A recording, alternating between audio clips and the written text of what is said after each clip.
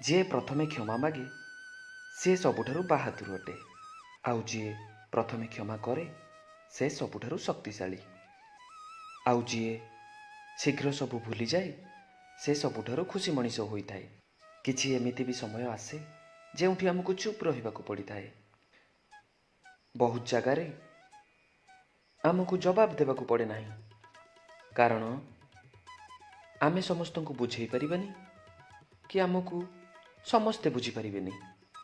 ଯଦି କେବେ କେହି ଅସୁବିଧାରେ ଥିବା ବ୍ୟକ୍ତିକୁ ସାହାଯ୍ୟ କରିବାକୁ ସୁଯୋଗ ମିଳେ, ପ୍ରଥମେ ଭଗବାନଙ୍କୁ ଧନ୍ୟବାଦ ଜଣାନ୍ତୁ, କାରଣ ଭଗବାନ ଆପଣଙ୍କୁ ବାଛିଛନ୍ତି ସାହାଯ୍ୟ କରିବା ପାଇଁ।